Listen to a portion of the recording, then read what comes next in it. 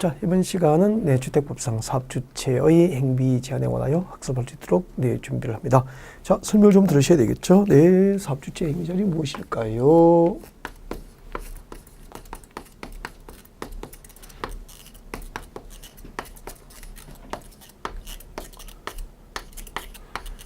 주택건설 사업을 하는 주택건설 사업주체로 하여금 일정한 기간 동안 일정한 행위를 법으로 이제 못하게 제한하는 거죠.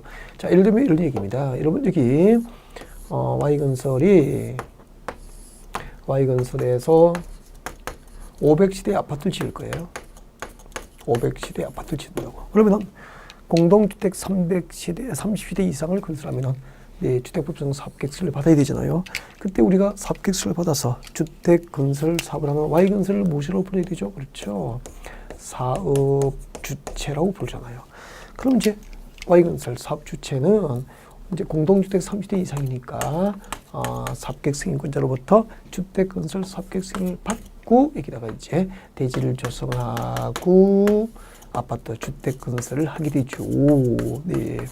자, 시작합니다. 이 사업주체 행위제한이 뭐냐면은 앞으로 주택법상 사업계획서를 얻어서 건설하는 이 주택가 대지에 대해서 그 건설 사업주체로 하여금 Y건설로 하여금 입주 예정자의 동의 없이 입주 예정자 동의 없이 이 사업계획서를 얻어서 건설되는 주택가 대지에 대해서 일정한 기간 동안 행위 제한 기간이 되겠죠. 일정한 행위를 제한을 하는 거죠. 제한 대상. 무엇을 못하게 할까요?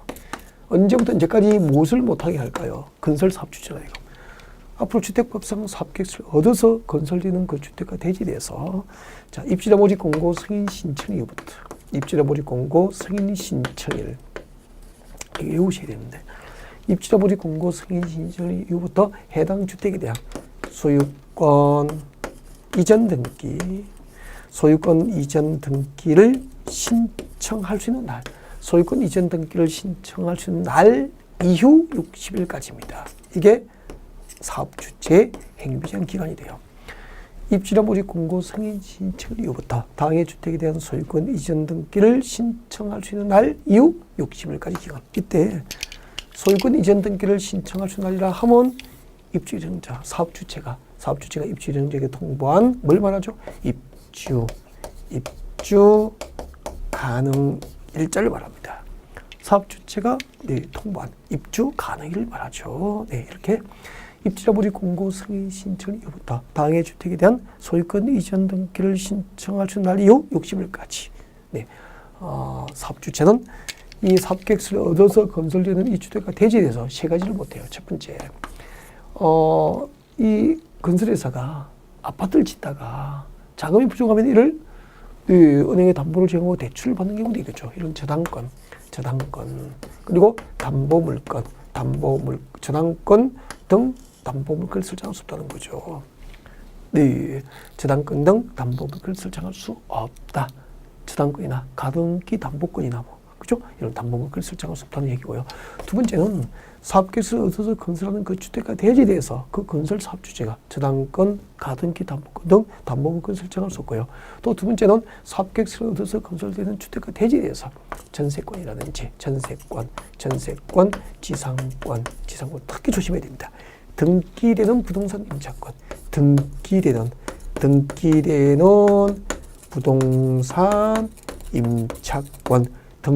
부동산 임차권 등 용익물건 설정할 수 없어요. 그리고 사업계획서를 얻어서 건설하는 그 주택가 대지에 대해서 매매, 증여 등의 방법으로 처분 행위를 할 수 없다는 거죠. 그래서 앞으로 주택법상 주택건설 사업주체는 사업계획서를 받아서 건설하는 그 주택가 대지에 대해서 입지자 모집 공고 승인 신청 이후부터 당해 주택에 대한 소유권 이전 등기를 신청할 수 있는 날 이후 60일까지 담보물건을 설정하나 가등기 담보권 등 담보물건을 설정할 수 없고 전세권이나 지상권, 등기되는 부동산 임차권 등 용익물건 설정할 수 없고 매매, 증여 등의 방법으로 처분하는 행위를 할 수 없다는 얘기죠. 1번 담보물건 설정할 수 없다. 2번 용익물건 설정할 수 없다. 3번 처분하는 행위를 할 수 없다. 얘기고요. 자, 이 규정을 위반했죠. 사업주체 행위 제한 규정을 위반하면 위반시 3대 3입니다. 3년 2대 2입니다. 2년 이하의 징역에 2천만 원 이하의 벌금으로 처벌을 받게 되는 거죠. 네. 왜 이런 제도가 필요하죠? 아니, 여러분이 만약에 입주예정자입니다. 그럼 이제 건설회사 사업주체하고 입주예정자가 청약 계약을 하고 여러분이 계약금을 내고 중도금을 넣으면서 사업계획서를 봐서 건설회사 아파트를 짓고 있잖아. 나중에 사업이 끝났어.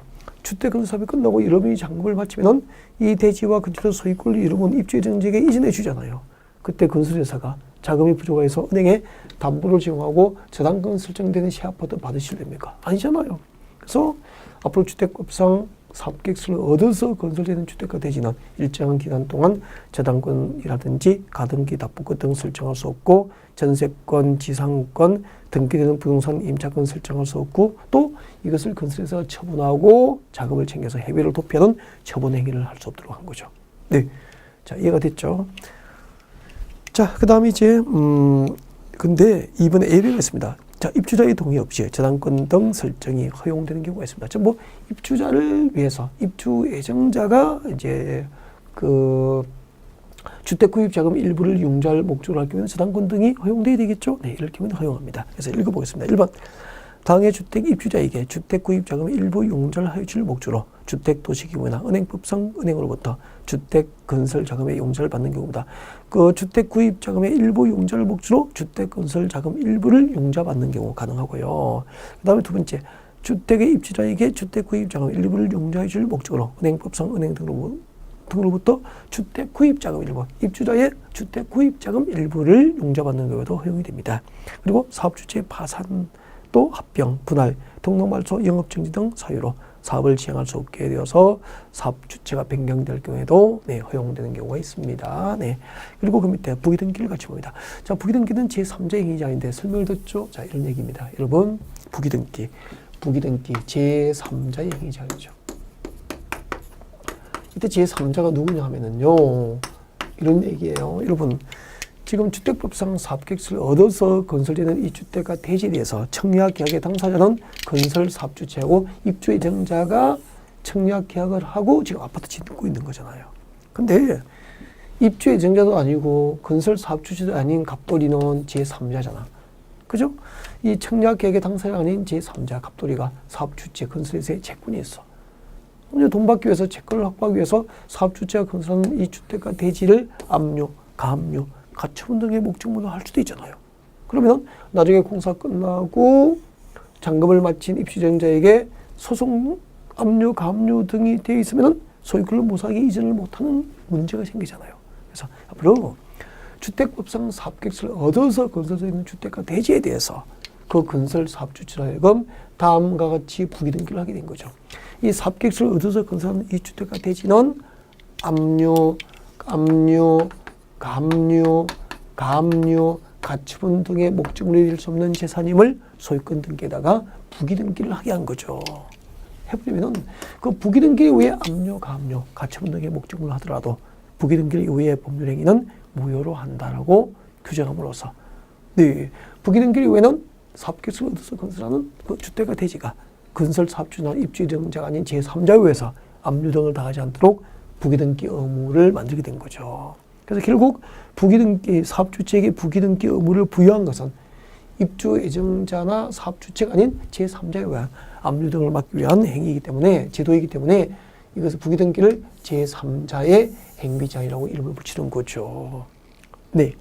자, 그때 이제 부기등기를 누가 하느냐 하면은 부기등기 의무는 입주예정자에게 있는 게 아니고요. 건설 사업주체에게 있고요. 나중에 건설 사업주체가 국가 등인 경우에는 네, 부기등기 의무가 면제됩니다. 그리고 더 중요한 것은 대지하고 주택은 건설 시기가 달라요. 그러니까 대지 수성이 끝나야 아파트를 지을 수 있잖아. 그래서 이 주택과 대지에 대한 부기등기 시기를 구분하면 됩니다. 여러분 자료 같이 볼까요? 자, 부기등기 의무 내려옵니다. 부기등기 의무 3번의 양가를 1번 부기등기 의무. 자, 저당권 설정 등 제한할 때 사업주체는 출고고 밑에다가 등기 의무자.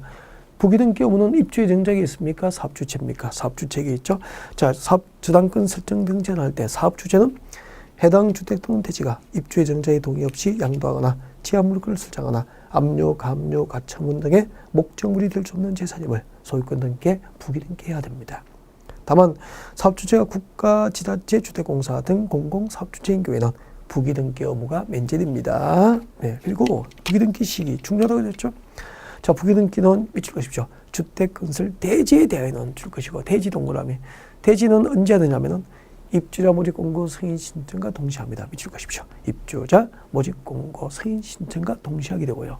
그리고 그 밑에 건설된 주택에 대해서는 줄 것이죠. 소유권 보존 등기, 소유권 보존 등기와 동시에 부기등기를 하게 됩니다.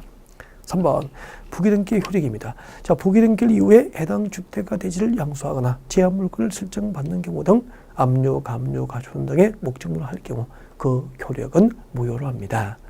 부기등기 말소입니다. 사업주체는 사업계획 승인이 취소되거나 입주 예정자가 소유권 이전 등기를 신청한 경우를 제외하고는 부기등기를 말소할 수 없고요.